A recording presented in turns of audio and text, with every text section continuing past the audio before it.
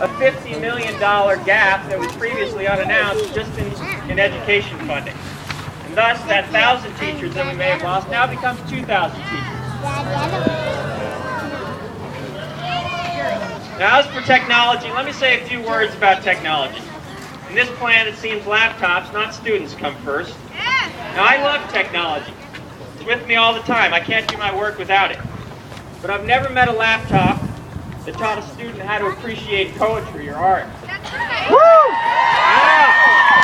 Never met a laptop that could debate a thesis, write persuasively, collaborate with peers, or truly participate as a citizen in democracy.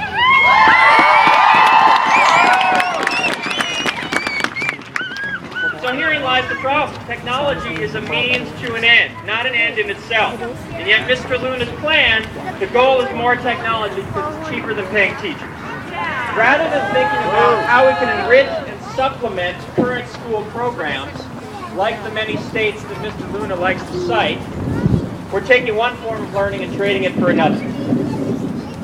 With respect to the idea that kids need to be taking more online classes, that they're prepared for college and the workforce, where technology is prevalent, I asked Mr. Luna this. Show me one employer, one company, who says, boy, these kids today, they just don't get technology.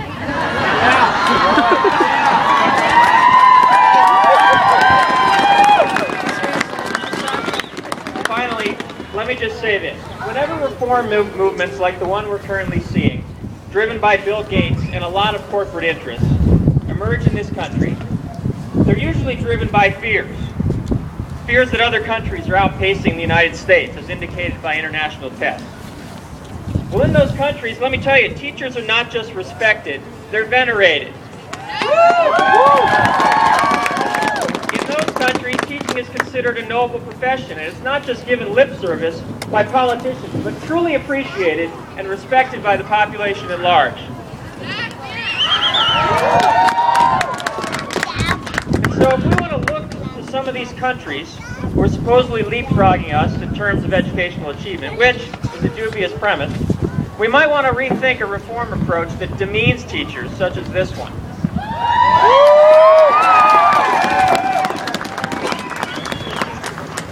I am really heartened to see all of you here today. It means a lot. It means a lot to us. It means a lot to our kids.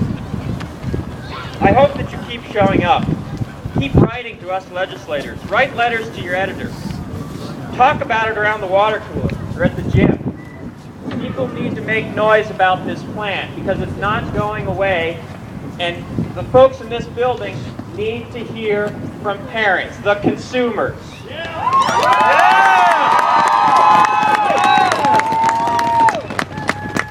There is nothing that we will confront in this legislative session that is more important to our citizenry, to our economy, and to our children than the decisions we make about our system of schools. We mustn't sell ourselves short.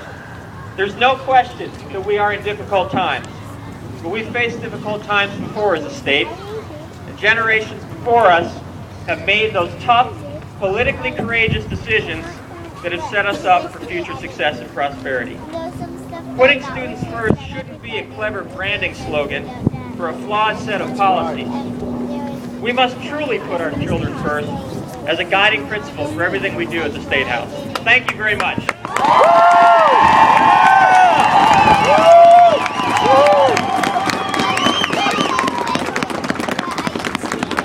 Hey, Rep. Ryan Cronin, nice to see a legislator who's on the right side of things.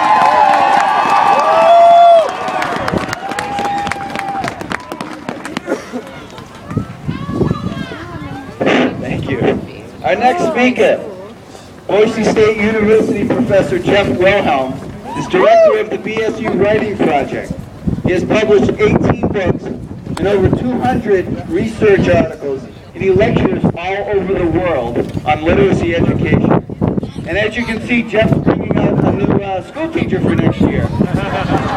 Please welcome Jeff Wilhelm. George Hillocks, who's a famous educational researcher from the University of Chicago, has famously proclaimed that teaching is a transitive verb. It requires a subject and takes a direct and an indirect object. In other words, teaching is relational, and it requires that a human being teaches somebody something, or something to somebody.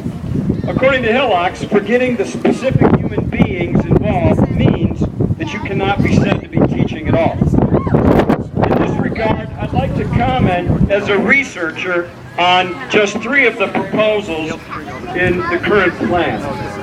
Sometimes it's forgotten that education is actually informed by research science, by the sciences of child development, cognitive science, and social psychology. I worry that the current proposals pretend not to know what in fact these sciences do know about learning. First, increasing class size. I was on the phone over the weekend with several of the foremost researchers on class size around the country. Every one of them unequivocally said class size matters.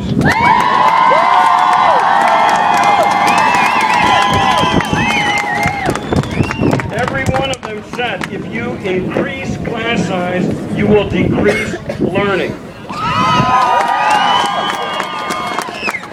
The most famous study of this kind is called the Tennessee STAR study, and there is a very robust research base around class size, and for anyone to pretend that there's not, and that the evidence is not conclusive, is simply wrong. It's been found in this Tennessee STAR study that not only do smaller class sizes have an immediate effect on the quality of kids' experience and on their learning and achievement, but a longitudinal version of that study that's been going on for over 30 years has shown that the positive effects of smaller class size last well into adulthood. For example, kids who've had smaller class sizes in elementary school have more higher education, better paying jobs, more stable lifestyles, are more likely to be saving for retirement, more likely to read the newspaper, and much more.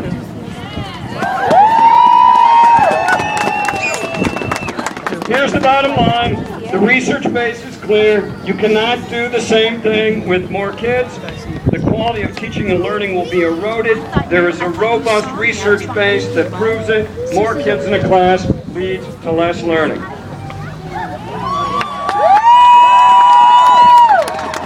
Second, virtual learning. The research on this topic shows that computers are very good at imparting information. Now, it's been 100 years now that cognitive science has discredited the notion that teaching is about imparting information, or that learning is about repeating information. Current cognitive science shows that understanding requires knowing the story behind the story. It requires knowing how to know, learning how to learn, knowing how to solve problems.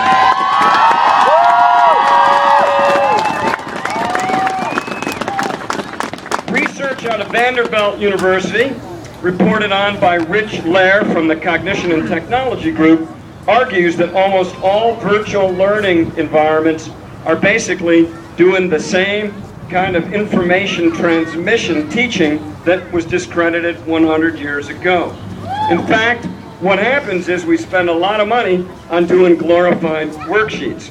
Now, when computers are used in a way that is consistent with their potential, in other words, as a research resource and a knowledge design tool, it's been found that this whole research on class sizes is exacerbated. If you have more than 15 kids in a virtual learning environment that is actually about teaching for understanding, every kid learns less.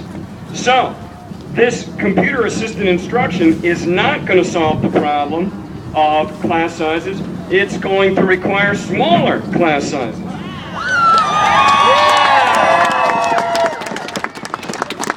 I'd like to highlight once again, there's a theoretical issue here of what is teaching and learning. The plan that is currently in place promotes information transmission styles of teaching and learning, discredited nearly 100 years ago by research at the University of Chicago Lab School, and that research has continued for 100 years, discrediting that take. Now, I do want to note that the new Common Core state standards adopted by 48 states, including Idaho, clearly focus on deep understanding and strategic competence instead of information retrieval. The current proposals will not help us meet the goals articulated in the Common Core state standards, but take us away from them. We must teach for deep understanding and use. And I have to ask, if we're not teaching for deep understanding and use, what in the heck are we teaching for? Thirdly and finally, a brief comment on reducing the requirements for school leaders. Diane Ravitch, who is a conservative educational reformer who worked for the Bush administration, has recently recanted her longtime support for business model solutions for schools.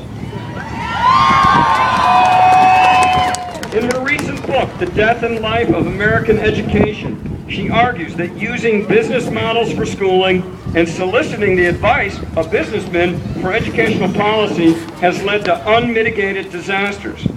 It seems to me that all of the current reform proposals ignore what we do know from the sciences that inform educational practice in favor of a business model that does not fit and does not help with the education of specific human beings. The proposal to reduce requirements for educational leadership flies in the face of what we know about educational leaders who must assist teachers to do their job, which is teaching specific human beings and replacing it with a business model of bureaucratic efficiency that does not apply. I would join those who call on the legislature to reform our tax code to adequately fund public services and responsibilities for educating our children for democratic citizenship.